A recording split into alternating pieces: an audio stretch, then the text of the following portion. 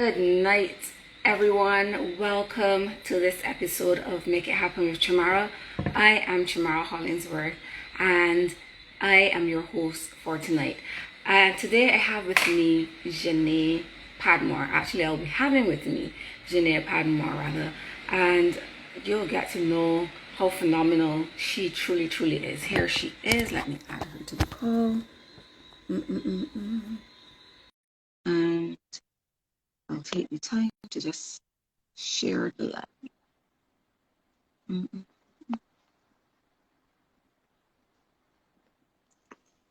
Hello, Hey, how are you? I'm good. How are you?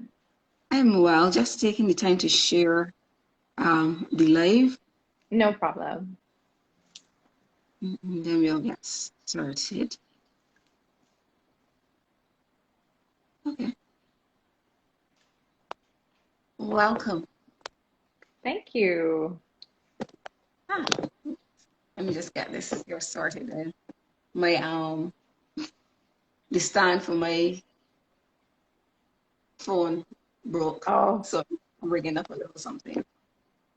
no problem. Okay, welcome, Thank welcome to you. the After with Chamara interview series. So I was just telling everyone, how thrilled I am to have you joining us today. I love your necklace. I actually normally do love all of your necklaces, and I keep promising that I have to get one of these because I love the African prints and everything. Thank you. Thank you very much. Okay, so what we'll do, I want to let you start by telling everyone who you are and what you do. Okay, so I'm Zhane Padmore, and I am the creative director and owner of Cultured by Zhane. I'm also a dancer with Rhythm Tribe, and I've been dancing from the age of 4. And I am an avid lover of anything creative arts, anything performing arts, and yes, that's about it. A fun fact about me is I was a national swimmer. So, and I would have represented Barbados in pageantry as well. So, actually, my love for fashion stemmed from pageantry. And that's Nice. why I decided to do my own lane. Okay. I I think that is very phenomenal. How did you? Okay, let me tap back a little bit. You mentioned that you're swimming, so you're an all-round athlete, so to speak. You mentioned that. I'm back. Yes, Pardon? I Okay, am. No, yeah, I was paused for a second, but I'm back. no problem. Okay, so I was asking if you're an all-round athlete. All round is a bit wide. I would say that I I'm a swimmer. I ran for my school. I went to school at Harrison College, and that was about it. Along with dancing, I would consider dance a sport. I'll put Yes, that out there. I do as well, and it has the ability to break you up just like any other sport. That's the Oh, honest truth. oh yes. Oh yes, it does. So how did you actually get into the pageantry that led you here? Okay, so as I said, I would have been on stages before with dance. So I started dance from the age of 4, and I was at my secondary school's pageant. Sorry, I was at secondary school, and they were getting ready for the pageant, and I was in fourth form. And that's when they usually look to scout members for their pageant. And I was approached, and I said, okay, let me try it. I'm accustomed being on stage. Sure. And that was an interesting experience for me because I'm accustomed performing on stage. I'm not accustomed talking on stage. Ah, So that was my first public speaking event per se. And I wouldn't say it went the greatest, but at least one of the judges saw my potential and decided, you know what, I'm going to take you and train you. And that's where my pageantry journey started. So she did train me, and I did my first regional pageant in 2012, which was 2 years after my first pageant. And I won. And since then, that momentum just kept building. I got intrigued by being on stage, being able to represent my country, all the skills, the interview skills and interpersonal skills that I would have learned through pageantry and being able to use them in everyday life. That was Mm. really important to me. And then also the whole aspect of the fact that I was able to perform, I was able to showcase my talent and really put my best foot forward on that stage was very important. And I absolutely enjoyed it. I think it is very interesting because, all right, so I had the opportunity when I was very young to also be a part of my pageant, and it was very interesting for me because I was so quiet, nobody even knew who I was when I stepped out onto the stage, right? Mm-hmm. But from my understanding, a school pageant is nothing like a national or international pageant, like the big pageants in terms of the training that you get. Oh, Um, yeah. I've had the opportunity to see behind the scenes at the Miss Big and Beautiful competition to see like what really goes into that. Would you mind, like you mentioned in terms of public speaking and learning interview skills, but I mean, would you mind sharing with people like the other things you learn being a part of a pageant? Oh man, it's very well rounded. So, mental capacity, I mean, mental strength, mental toughness. I Mhm. had to learn that. I mean, you're entering a pageant, but it's a competition at the end of the day. And even though I was into sports and I knew competition from that side, being in a pageant is 10 times harder. Mhm. You're under scrutiny, you're under lots of judgment, and you have to be very, very focused on you and what you have to bring to the table, because you're seeing other women that you're competing with. You know their talents, you know their strengths, but you have to focus on what your strength is and making sure that you put your best foot forward in each category. So from fitness to learning how to walk, learning how to speak, uh, fashion, what to wear, first impressions, all of those things you're thinking about when you're preparing for a pageant. And what I will say is not just glitz and glamour. It definitely prepares you for the world of work, and for life in general. I would say first impressions really do count, and you have to have substance behind the first impression. Yeah. And that's what pageantry really taught me. You you have to be a full package. You can't just be the face. You have to be able to present yourself well, represent others, be it around you or your own country, and really shine through everything, all aspects, to be honest. Thank you. I think you learned some very important lessons because one of the things that we tend to do, especially no matter which area in life we are, is compare ourselves to others.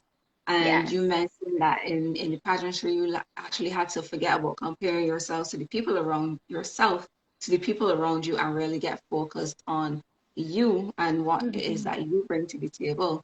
And then there's something else I wanted to mention, but then one of the other things that came to my mind is like, so how you mentioned before that your being in pageantry is what got you to the point where you started Cultured by Zhane. Yes. Um, so how, I mean, like, how on earth? I mean, yes, there's fashion, but like, what aspects of it really made you get into what you do as it relates to this business? So I decided that I definitely didn't want to enter the field of apparel. I mean, there were some fabulous designers that were around me, and I didn't feel the need to compete. So, because they were so amazing, I just wanted to compliment their work. And I was like, what a big idea to just do jewelry. I mean, jewelry complements apparel any day, and it you can literally have a simple outfit and just spark it up with some jewelry. So I found this idea and I decided, you know what, let me throw my hand in it. So I asked my mom to help me to sew, to teach me how to sew. And she did. And I made my first piece. And when I made my first piece, this was after I graduated from university. I didn't have a job at that time.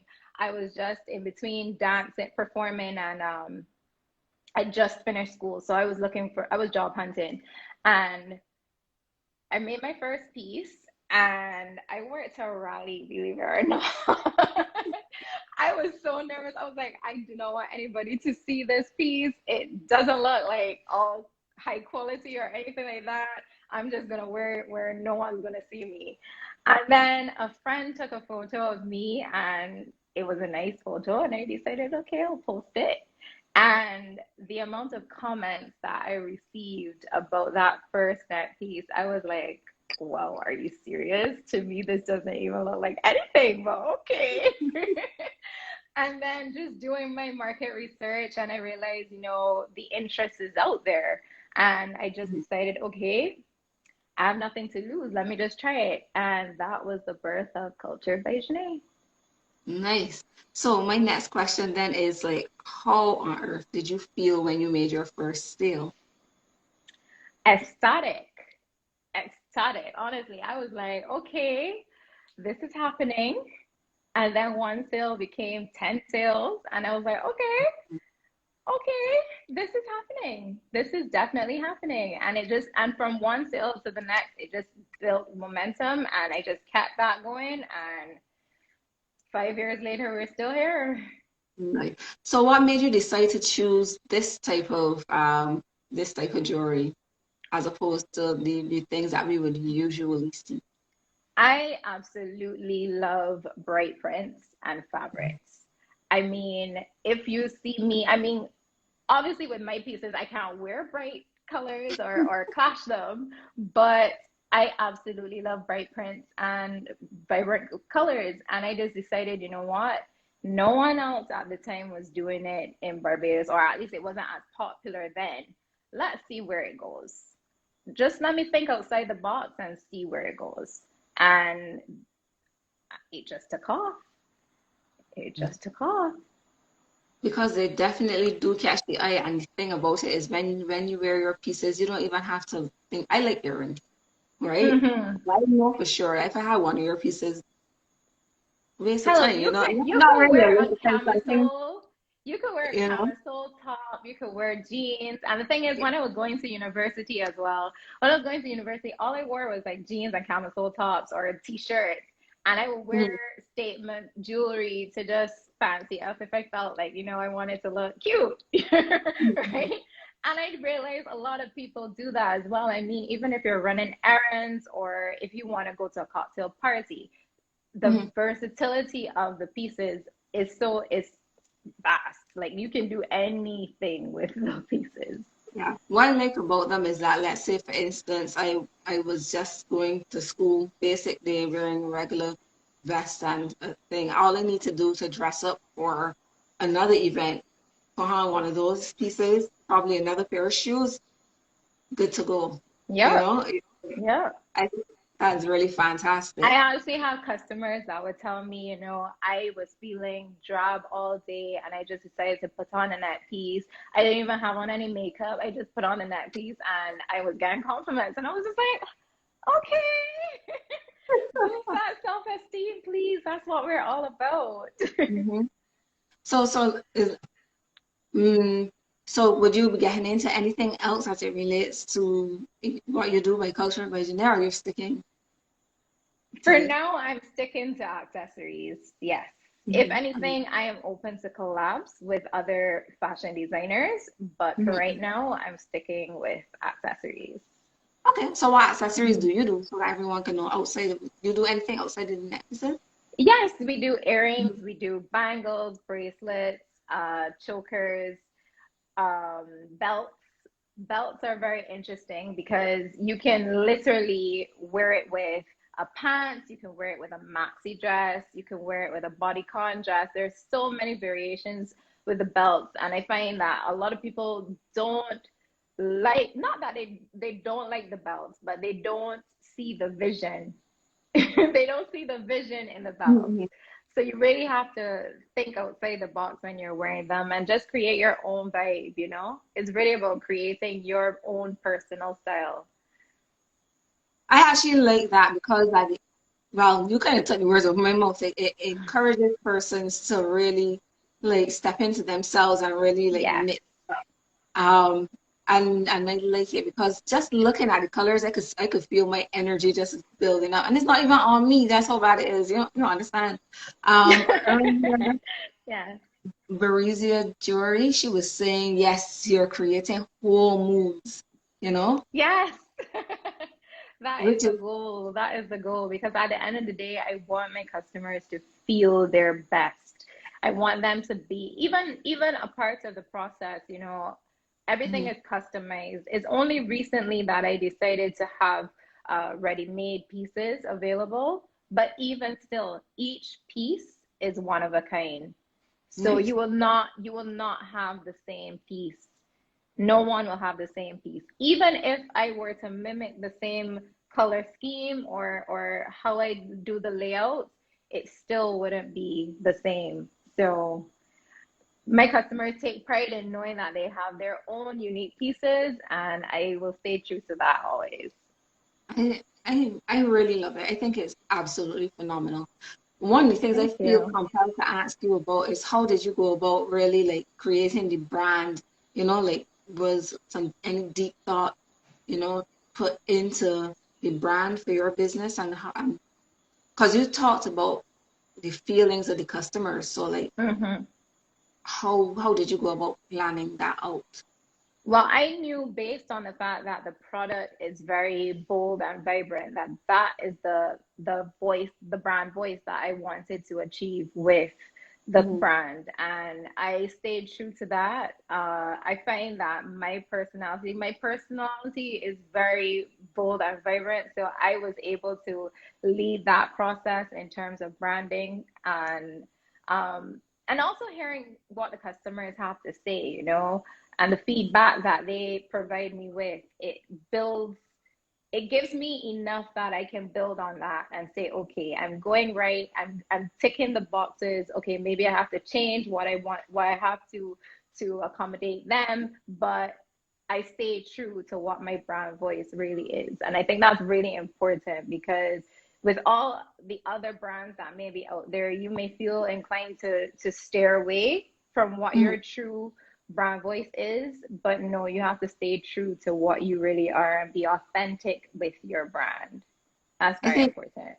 this actually ties back in what you said about the pageant, in terms Yes. of making sure you focus on your brand and start looking around, at all the others, all the things the other brands have to offer and stay Yes. true to you, stay true to your brand. And I think that's wonderful. I, Thank I you. just said something else. Oh my goodness. I know I should have written it down. Okay, anyhow, I hope to remember it soon. All right. One No of the things I problem. wanted to find out was how is it that you balance all you do? Because I mean, you see you performing all over the place. Then you see you working, doing it in your business. And I'm sure you do a lot of other things in between, Yes. right? How do you maintain that balance? So I will declare I am not a one-man show. With the time comes growth, and I am definitely not a one-man show.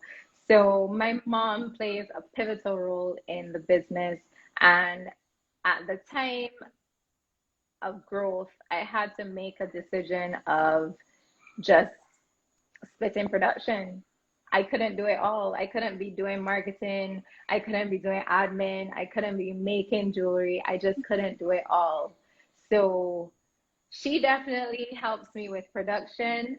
And I am truly grateful for the fact that she is able to do that. I mean, at the end of the day, she is the one who taught me. And I feel great knowing that I can give back to her. And she feels great doing what she does as well. So I give her creative liberty. I I would design, but she is in her own creative league, and I am truly appreciative of that.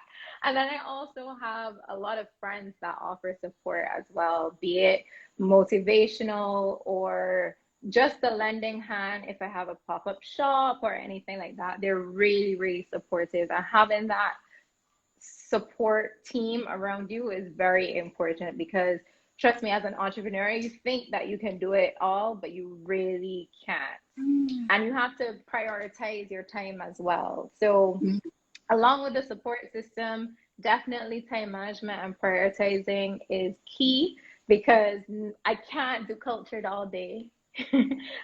Sometimes I have to shut off. I have to go to a rehearsal or do other work. Like you cannot spend all of your time and put all your eggs in one basket. So I definitely have to schedule all of my tasks beforehand. And that's how I get through. Excuse me a minute. Okay, so before I go on, Carla May says that those pageants were really, really preparation. All right. Definitely. Definitely. Um, I remember what I was going to ask or say earlier. I mean, what you were talking about in terms of your brown voice. I just want to stress that you're clearly just stressing the importance of the fact that you need to be able to listen to your customers in order to Yes. continue to grow. So as much as you kind of need to keep focus on who you are, you actually have to focus on the end user, the person that you are aiming to please, Yes. and I think that is very, very, very important. There are some people we can get stuck in our ways. We can say, this is what Hmm. I want to offer, and we can forget about the people that we are seeking to serve. And then we wonder why the business isn't succeeding the way we would like it to. So Yes. I think it's very important. And then you also mentioned your team, which right now is your mom, and then on occasion your friends. So then, it speaks to the importance of having a support system in place. Like you said, you can't Definitely. do everything. And there are many of us who like to feel like we need to be chief cook, bottle washer.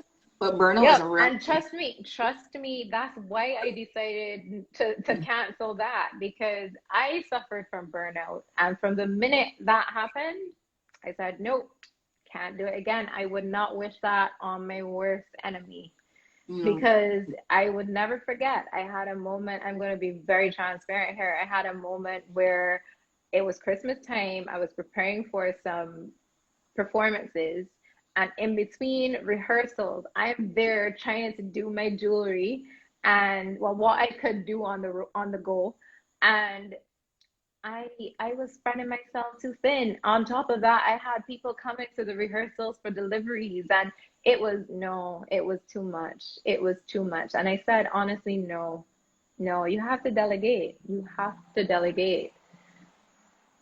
I think that's important too, because even things like that um it kind of brings on the professionalism aspect of it as well. When Definitely.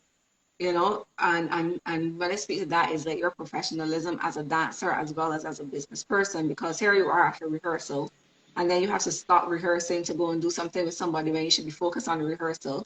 And then the person Exactly. will be like, this is where she really bring me to for truth, like in the midst, you understand, she Yeah. all sweating, all these different things. I And mean that, and again, communication is key, yeah, right? So I will give a disclaimer, but at the same time, it doesn't feel right. You just in the exactly. moment you just had to do what you had to do, but it doesn't feel right at all. So I learned from my mistakes. Fair enough. Another thing that came to mind when you started talking about your scheduling. So I came up in dancing too. Not never did it professionally, but I was always into dancing from the time I was young. My children are also very much into dancing. But one of the things I observed from the time, I don't even know, I don't think I observed it when I was young. Um, when I started sending my children, my first daughter to dancing, one of the things I started to realize when I looked at all of the persons who were like into performing and who assistant in dancing throughout the years, they had a level Hmm. of discipline. And you Yes, talked about your scheduling, especially the ones who perform. It was like they would do their dancing, their performances, they went to school, they did everything they needed to do in school, and chances are they had about 6 or 7 other extracurricular activities, let and me tell you, that was my life. And the thing is, because I was a national swimmer, I I had to make 90% of my attendance for training. And we literally trained 9 times a week. So that was obviously inclusive of mornings. So it, I can tell you my typical day when I was about 11, from 11 to about 16, 17. So basically secondary school. I would get up at 5 o'clock in the morning, well, quarter to five in the morning to go to swimming at 5:30. I will then swimming will finish like around 7:30. I will leave, go to school, spend the whole day at school, and then I will go to dance class after school. Mm-hmm. Then, because I have to get in that swim schedule, that swim training, I will go to training right after dance class. As tired as I was, I will go Yep. to swimming after that dance class, and then there's still homework to be done. Yep. So you Yep. eat quickly, go do your homework, and that was where my discipline started from I think childhood. I think it is very important. I mean, and I say that because I know there's a lot of people who think that extracurricular activities are a waste of time, and it's Definitely unfortunate, not. but It it is. really isn't. They don't realize that it's not just the activity in itself, but it's all the lessons that the children learn from being a part of Exactly. that extracurricular activity. And I think you are a fantastic example of that. Thank you. Just what you said in terms of all the different things that you had to do in terms of your extracurricular activities. Can you hear me well? Yeah, yeah, I Okay. And still, um, all those extracurricular activities, you still had to go to school, you still had to do your homework, you had to learn to balance. Yes. And that is important. A lot of us don't know how to balance very well in life, you know. Hmm. And when I say that, It not it just really it person, really is a skill. It is it a is. skill. It is. I struggle with it sometimes myself, to be very honest, especially, being a mother of three children and then having to do all Yeah. these things. It's like, oh my gosh, how can I get everything done? But once you create structure, it allows for flexibility and people, and that's something that we need to understand. That Yes. even though structure sounds very rigid, it actually creates flexibility in your life because Oh, uh, definitely. you have Definitely. a clear vision And the of what thing is. is, structure sounds like a very rigid process, like you said, but you can literally structure in your fun time as well. Mm-hmm. Because if Mm-hmm. you get all of your tasks done and you put a block in there for just relaxing or um doing anything that makes you relaxed or fun in a fun environment, then you can schedule that in as well. And then you have your Mm-hmm. perfect balance. And that's really important. You can't just be working, working, working all the time. Your body needs balance. It And my is. life coach will tell me that till the cows come home. I think it also helps to do what you love, and I I'm like Definitely. making a big assumption here, but clearly I believe that you genuinely love doing what you do in terms of your Oh, necklaces, yeah. and you definitely love the dance, Yes, so that's like definitely. you're doing what you love. Yes, you're still working in both cases, but you do what you love. Are there any other things that you do that you have to balance in or work into your schedule? Yes, I'm actually a project manager for a creative agency as well. So I definitely have to balance all of my work. Nice. I mean, it is phenomenal. I don't know, sometimes when I see persons like yourself who are always going, always doing all of these different things, um, I don't know, I always feel very amazed because it's like, how on earth, when do you sleep? Those type of You questions. schedule that time. So I have to ask those questions. And then, oh my gosh, oh my gosh, I feel like an old girl. I can't remember now. Too many things that going through my are going through my brain at the same time. But how how do you manage relationships?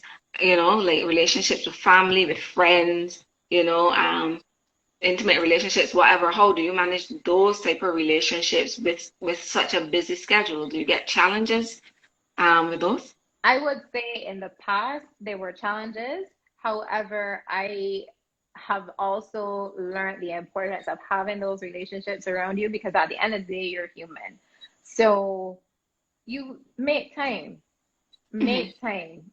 So schedule in those times. If your friends have a line, schedule in that time to join them. If they want to go out for drinks, schedule in that time for them, and just plan your day around knowing the fact that you have to spend time with other people. And that's what Yeah. I do. I mean, I would prefer if I knew in advance so I can schedule that in way in advance. But there are some times where, your friends will just call you and be like, let's go. And I will just be like, okay, cool. Once I don't have anything pressing, I will stop what I'm doing and I would actually go. And that comes with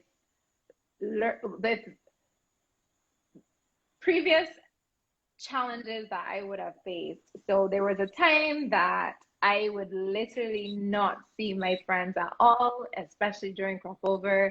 They know full well I have rehearsals, I have orders to fulfill, and I would hardly party with them during crossover.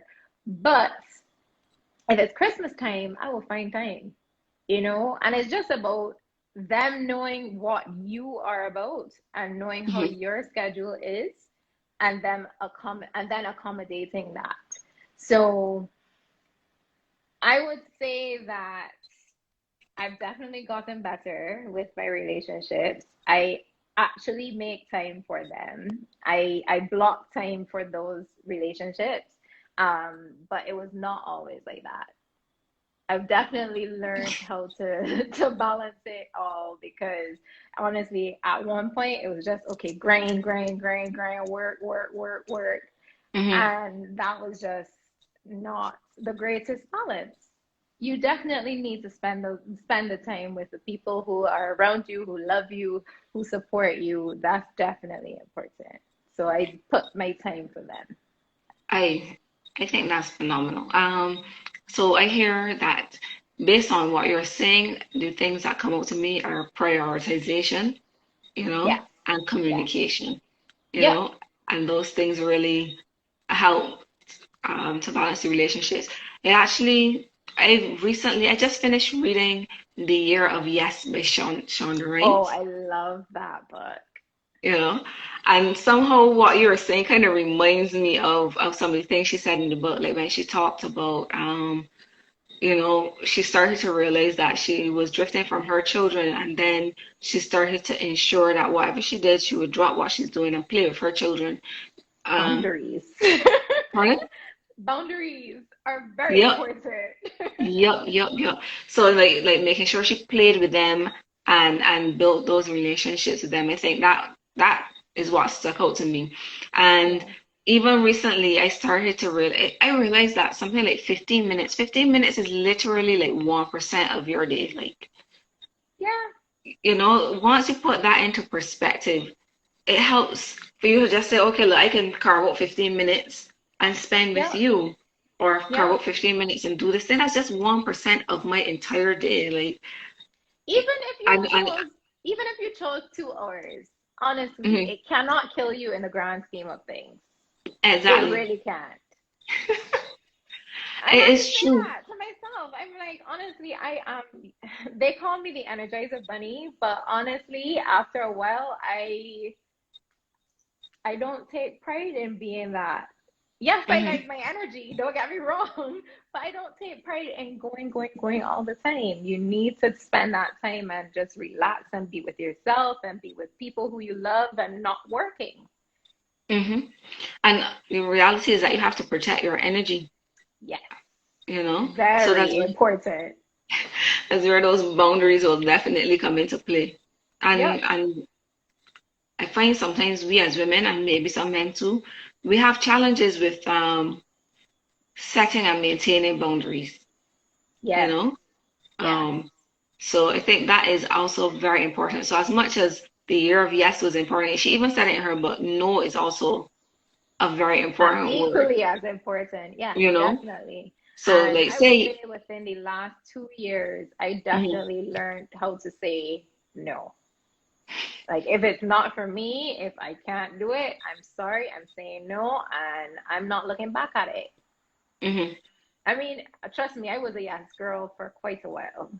I can admit that on live. I was a yes girl, and I was that girl that would say, yeah, and I would try to make it happen, and I will make it happen because I am that determined. But it was only wearing me out. It was wearing me out, and I honestly had to learn how to say no. How did that transition work with people who were accustomed to you saying yes, and then you started like Nada. Mm-mm. Sorry. I had to accept the fact that this is a confession. I was a people pleaser, and when I realized that people were taking advantage of the fact that I was a people pleaser, I had to be like, no, no. I had to stand up for myself and be like, I have to do this for myself. I can't be doing it for other people before myself because it takes me to do the process. So no. Fair Simple. enough. But I did seek help in trying to get there. I didn't just wake up one day and say, "Oh, I'm gonna do that." I will say special thank you to Janelle Chase Mears for helping me to get my life on a trajectory that I can easily say no to things that I don't want to do. I was like, "Hi, I'm Janae, and I'm a yesaholic." Yeah, And that's you have me. to take your 12 steps, to get to get to the point. Okay, I could dig that. So I do know you have to go. So Mhm. I would like to ask you, is there anything that you would like to tell entrepreneurial women out there that could help them get to the next level in their business and get through this phase of their business? I would say to stay authentic. I mean, this is very cliche, but stay authentic to who you are as an individual and your values and morals. Let that guide your process through the business and listen to your customers because at the end of the day, that is who you're serving, along with your morals and values and all of the characteristics that embody your business. Stay true to the fact that you have customers to serve and you have to really listen to them, and they're the not saying that they're the ones leading your business, but they're the audience. So you definitely have to reach out, listen to them, talk to them, communicate, communicate, communicate. It's a two-way street. So it's not just you talking to them, but they're talking to you. And that's really important. Stay true to what you love. So don't do it just for the money because there will be times, and as entrepreneurs, we know this. Money does not come in every single month. So what you're doing, you have to be able to love it enough that when it gets tough, you still stay there. Thank you. I think You're that's welcome. phenomenal advice, sound advice. So let us know how we can find you. You can find me on Instagram, Facebook at Cultured by Zhane, or my personal Instagram is Zhane Padmore. Okay. Thank you, Jenny. I actually really, really enjoyed speaking to you tonight. I'm sorry that it had to be so I short. know, I'm so sorry it had to be short as well, but it was short and sweet, so I D- definitely enjoyed it. Definitely. I really It was enjoyed this fun. conversation. I think you really dropped some really phenomenal gems because there are a lot of things that we can take away from this conversation. The fact that, you need to listen to your customers, you need to be able to have that support system or at least allow for people to support you because sometimes we get a little resistant. Definitely. Yeah. We need to prioritize and schedule and communicate so many different things that we were able to take away from this conversation. So I really appreciate that you were here tonight, or that you are Thank here tonight, you. and you've been able to really enlighten us with how you go about doing the things, how you got to the point where you are, and just sharing that knowledge and wisdom with us. Okay, so I Thank am you very Tamara much for having Collins. me. Thank you. I'm Tamara Hollingsworth. You can find me at Make It Happen with Tamara on Instagram and on Facebook, but I am definitely easier to find on Instagram. And I really enjoyed this. Thank you, everyone, for joining us and for participating in the chat. I look forward to seeing everyone next week, and I look forward to hearing more from you in the near future. So don't forget, follow Janae at Cultured by Janae on Facebook and Instagram, as well as Janae Padmore on Instagram. Bye, everyone. Have a wonderful Bye. night. Thanks, you too. Bye bye.